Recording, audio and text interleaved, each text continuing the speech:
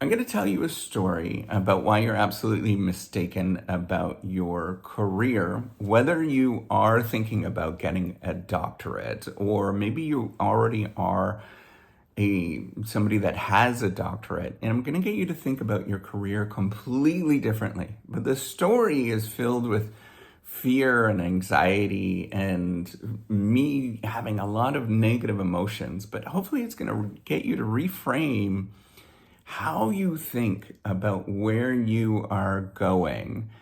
And it's going to apply much more to doctorates of business administration and those kind of things, leadership and stuff like that. But it applies very, very broadly because I think it is a story that we all go through. And I study innovation. I see a lot of scientists and researchers doing the same thing, and even people outside of their careers, of these particular careers, going through the same thing.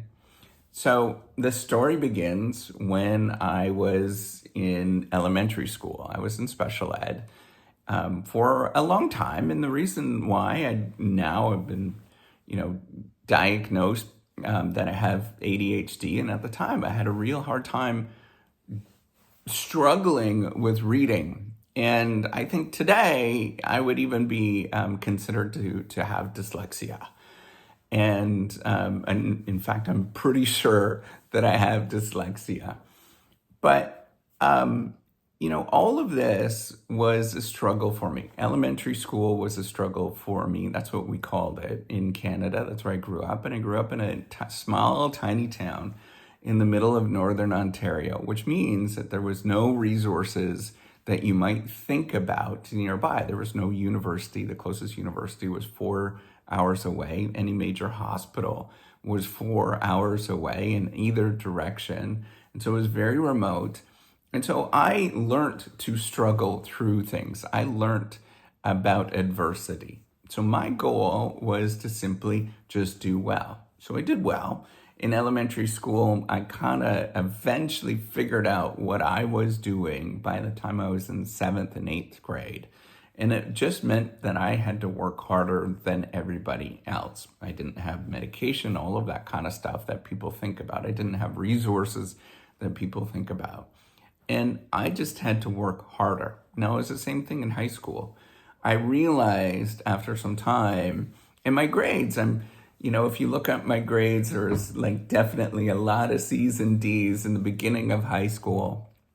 But I learned that I had to just outwork everybody else.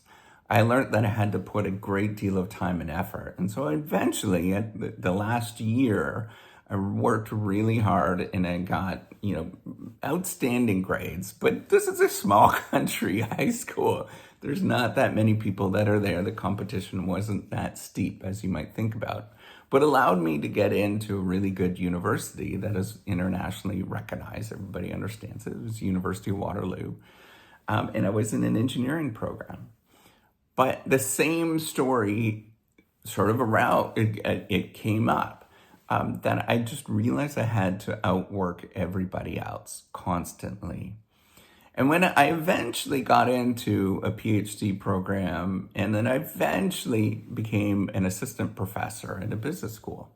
And in my third year, I realized that most people struggle like this. I am not unusual. That the story that I'm telling you, that if it's not ADHD or dyslexia or something else, it is something that we all have. And so I went into my chair's office at the time and I said, hey, can I get some money for me? I was like, can I get some money for editing of research papers that I do? And they told me no. And so I realized I teach entrepreneurship. I teach about innovation. And I realized, why isn't anybody doing anything about this? And I realized that I could be the person to stand up and change this. I don't like the idea of everybody being on medication and all of that kind of stuff. I think there is use for it. There's use cases all the time, but there's lots of people that have many different things that we can help by having a platform to create non-rejectable research papers and grants. So before you laugh at me in terms of this idea, the idea is pretty simple. The idea is, if the end goal in mind was to create intellectual property that is really good and stellar and at the highest level we can sort of keep, what can we do to get there, to work our way up? And there is a lot of ways that we can do that. What you'll notice is that most people that are in PhD programs and that are in doctorate programs around the world, they struggle. Most people in undergraduate programs, they struggle. Dropout rates are really high, and it gets higher and higher and higher. And when you get into doctorate programs, it's pretty substantial in terms of the number of people that actually drop out, or not necessarily drop out. What they do is they sort of change what they're doing. They realize that they're not interested in research, and the not interested in research just means that it was too difficult for them. The pace was too difficult. It felt frustrating. It felt ambiguous, and they didn't know what they were going to do. And so this is where the Reciprocity Project, this is where I want you to go. I want you to look, and when I began this was 2015, when I began the Reciprocity Project, when I had this inspiration. I was driving home from Orlando with my little kids, and I realized that I am not the only one.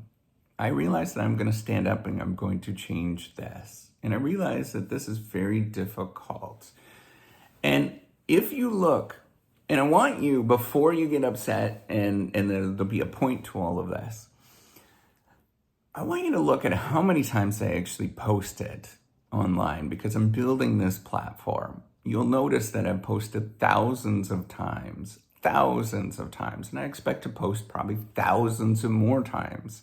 So what does this mean for you? For those of you who are thinking of getting a doctorate, or maybe you already are a professor, or maybe you have those things. The story is that degree that you have, that highfalutin degree that you want to get, all of those things is nothing compared to what you actually have to do in life. It is just a stepping stone. It's a little tiny blip, and nobody is going to care about it. One of the things that I thought was going to be like, oh my gosh, everything is going to change. I thought that once I started building this, that people would recognize what I was doing. Or I thought at a time when I got into my engineering school from my little dinky high school, that people would be like, oh, that's fantastic. They are for a brief moment, and then they don't care. And so this is where I want you to frame your own career and what you are actually doing. Realize that there's external validation that you're going to get. It's not going to happen. You'll get a little attaboy, or an attagirl, and then they're going to move on and go do something else. You are going to realize that your career is very much on you. You're going to realize that any of these degrees that you're going to get is going to be very difficult. It's going to be very scary. And you're going to have a lot of negative emotions. You're going to feel stigma. You are not going to belong. People will not discount you, or people will discount you. There'll be ostracism. There'll be all of these things that you think what you are seeking is going to change that. This degree or this thing that you want to pursue, this career-changing event, is going to change who you are. But it's not going to. In fact, what you're going to realize when you get into it, it's going to be a lot more work than you'd ever imagine. And in fact, you are probably going to want to quit even more, because you're going to look at this and say, why am I doing this? I've been doing this now, so it's 2025. I realized it's almost 10 years. It'll be the summertime, it'll be 10 years of building the Reciprocity Project. And yet it's still not recognized. People still don't look at it and say, that's pretty cool. They don't use it as much as I would like, right? All of these things is still very true and very real in my life. And this is the lesson that I want you to take and I want you to internalize. It's not about a degree that you're going to get that's actually going to matter. It doesn't matter. I don't care about those degrees. I don't. What matters is that you get back up and you continuously keep going, regardless of what happens. And you're going to get angry, you're going to feel very frustrated, you're going to have all of those negative emotions, but it doesn't matter. What you need to do is just get back up and try and go one more day, try once more until it actually happens. And what you'll notice is that everybody around you that has done something significant in their life, and it doesn't matter whether they started a restaurant, it doesn't matter whether they got a degree, it doesn't matter whether they are some famous so-and-so someplace, they all had this journey. They all had to realize at some point, it doesn't matter what other people think of you. It doesn't matter what happens. What matters is the fact that you get back up and you try again. And you tell that story about you getting back up and you trying again. Regardless of how it feels, it's going to feel miserable.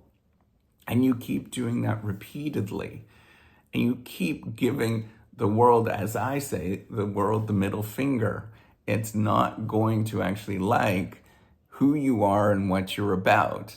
But you have to simply keep getting back up and trying every single day. So whether you're seeking that degree for some sort of external validation, it's not going to happen. Or you're seeking to advance your career because you want to make more money, it's probably not going to happen. Or you think that maybe you will find a mate or something like that because of this degree or this career change, it's not going to happen. What is going to happen is you're going to realize it's a lot more harder than you thought it was going to be. You're going to realize that this is painful and I'm going to have a lot of negative emotion. But it's about the fact that you get up and it's about the fact that you keep trying. And when you're done, when you look at this, you could look back and you say, I'm pretty damn proud of that. Nobody else is proud of it. Nobody cares. When I die, nobody is going to care. It's going to go off into the dark. It's going to be a nice little obituary, but then after that, it's going to disappear. So I want you to realize this. I want you to internalize this. It's up to you to make this happen. You get back up and you do it again, and you repeatedly try, regardless of what it feels like, and regardless of what you're actually trying to accomplish, whether it's learning how to walk because you lost the will to walk, whether it is trying to build a business and you have no idea how to do it, whether it is getting a educational degree that seems a lot more difficult than you'd ever imagine. You get back up and you try every day. You put in those steps. You give the world the middle finger and you keep walking forward. Regardless of how it feels, it's going to be nasty. It's not going to feel the way that everybody makes it feel. If you imagine and you think that it's going to be easy, you're never going to do it. If you imagine it's going to be miserable and painful, and yet you still get up, realizing it's going to be miserable and painful, and people are going to discount you and they're going to question everything about you, and you still do it, I believe in you. All right, take care and have a wonderful day. Bye.